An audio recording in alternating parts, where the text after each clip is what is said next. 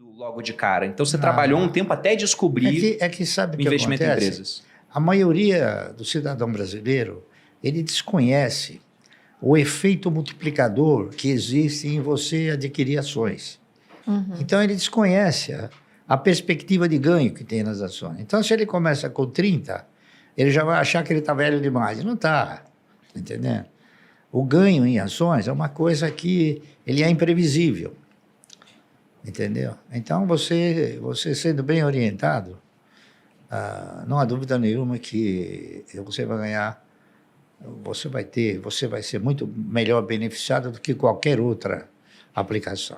E quando você começou a comprar essas primeiras ações, o intuito já era formar uma carteira que um dia seria responsável pela sua aposentadoria, pela sua previdência ou não? Eu pensei no seguinte, em 1970, 71, foi uma época em que a economia passou a exercitar uma forma mais real, não é isso? E, nessa ocasião, a maioria dos fundos de previdência privada começaram a quebrar. Então, inúmeros fundos que ainda hoje se comenta, né, que eram fundos particulares. Era Pereira Barreto, Providence, Montepio da Família Militar, GBOX, uma série deles, né? Então, eu comecei a ficar, assim, eu diria até preocupado, né? Se os fundos de previdência privada quebraram, até que ponto uma previdência sustentada pelo Estado poderia me proporcionar uma renda mensal digna, não é isso? No futuro. Então, eu comecei a pensar no futuro. E, pensando no futuro, eu fui avaliando o quê? Fui avaliando as oportunidades que se ofereciam na época, não é isso? Que era letra de câmbio, ORTM, ARTP, bônus rotativo, tinha uma série de aplicações, não é isso? E tinha também ações que você participava no projeto de empresas, não é isso? Então, eu fui fazendo avaliações e cheguei numa conclusão de que seria talvez um pouco difícil, não é isso? A Previdência proporcionar um retorno. Então, eu fui buscar uma outra fonte de previdência, uma outra fonte. Então, eu examinei inúmeras fontes. A RTM, o RTP, bônus, LC, tá certo? Contratos mercantis, enfim. Cheguei na conclusão que as ações, elas ostentavam e reuniam condições, se você tivesse a participação em bons projetos, em projetos de empresas futuristas, de você estar assemelhado com a postura do controlador ou dos maiores acionistas. Então, eu comecei a fazer o quê? Um estudo mais profundo de algumas ações de empresas que pudessem garantir ao longo de um período, não é isso? Longo, essa condição, a condição de te proporcionar uma renda mensal. Então, eu comecei a analisar com bastante profundidade, não é isso? E acabei fazendo o trabalho daquela que eu interpretava ser a empresa que melhor poderia suprir um projeto de 30 anos. Por quê? Porque se você tinha que contribuir 30 anos para a Previdência, eu interpretei o seguinte: por que não comprar 1.000 ações por mês durante 30 anos? Não é isso? E foi o que eu fiz. Então, eu fiz um trabalho, né? Que recaiu sobre ações de uma empresa chamada Anderson Clayton.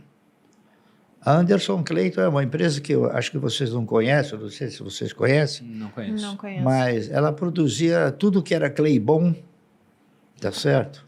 Amendocrem, ela fazia óleo óleo Claybon, né? Óleo Claybon é tipo Margarina. aquela farinha, aquele negócio de margarina, engrossar, né? Claybon, Ah, tá. verdade, margarina. Minha avó usava no bolo. Margarina Claybon, ela fazia também um negócio chamado amendocrem, Se o cara faz que é Claybon, mais faz ou até menos graxa pra parecido. veículo, que é muito parecido. Que é mais ou menos parecido com um negócio que se faz hoje, que eu esqueci o nome aí. Tipo pasta de amendoim, pasta de Isso, amêndoas, essas isso aí. coisas. Ela fazia tudo isso. Então era uma empresa do setor de alimentos, tá certo?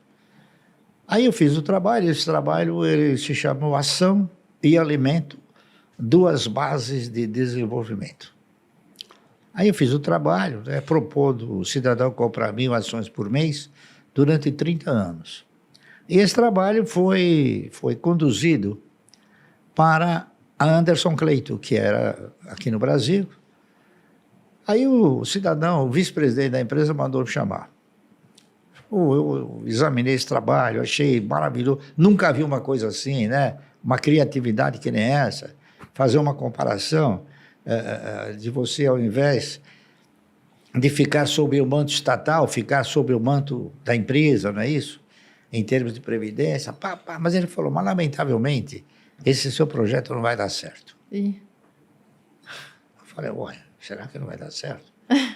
Mas por quê? Sabe por quê?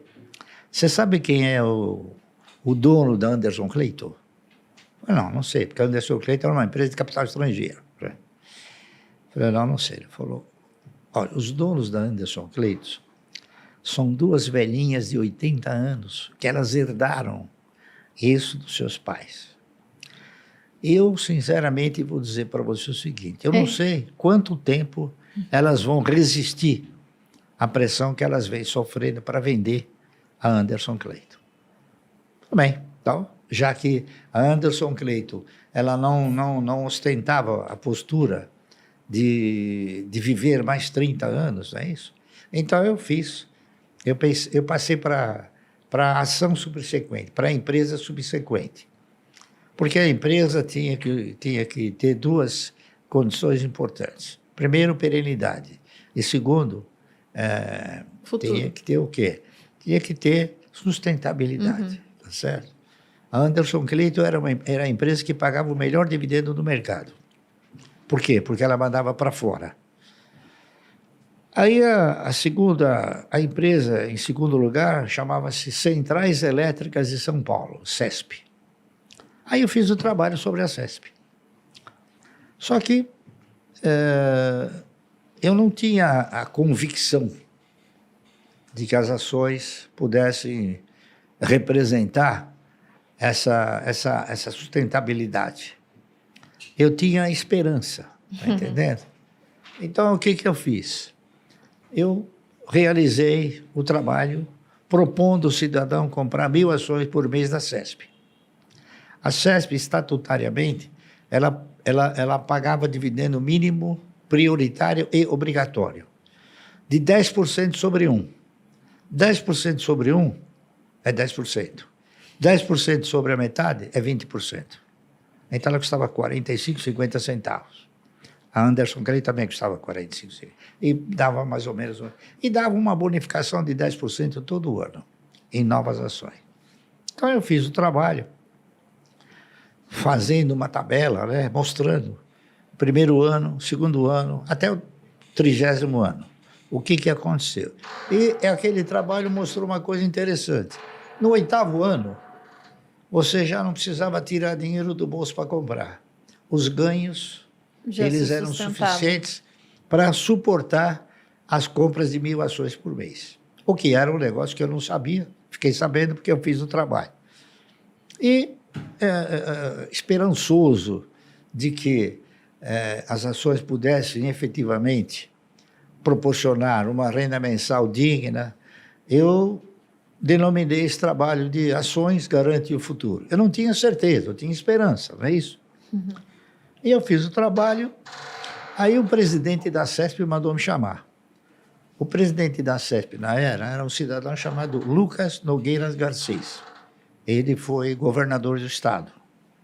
E o diretor financeiro era um cidadão chamado Moacir Teixeira. Aí eu fui, conversei com ele, ele me chamou lá no salão nobre lá da CESP, chegou para mim e falou, seu Márcio, eu quero comprar o seu trabalho. Falou umas 10 vezes. E eu falei 10 vezes para ele. Mas eu não fiz o trabalho para vender. Fiz o trabalho porque eu sou do mercado e eu quero mostrar a minha contribuição para o mercado, se é que ela tem alguma validade. Não, ele elogiou o trabalho. Até que no fim eu cheguei para ele e falei assim, me diga uma coisa, para que o senhor quer o trabalho? Ele falou, eu quero o trabalho porque eu vou editar esse trabalho. Eu peguei o trabalho e falei, não precisa me pagar nada. Ele ficou assim, ele falou, sabe de uma coisa? Eu vou mandar fazer esse trabalho e vou botar o seu nome, coisa que eu jamais faria. E ele fez. Mandou editar o trabalho com o meu nome. Ações Garante o Futuro. Então, agora, eu tenho dito para ela o seguinte, esse título que eu coloquei era o título da esperança, tá certo? E hoje? O que eu diria hoje? Eu modificaria esse título? Claro. Eu acrescentaria um O. Então, ações garantem um ótimo futuro.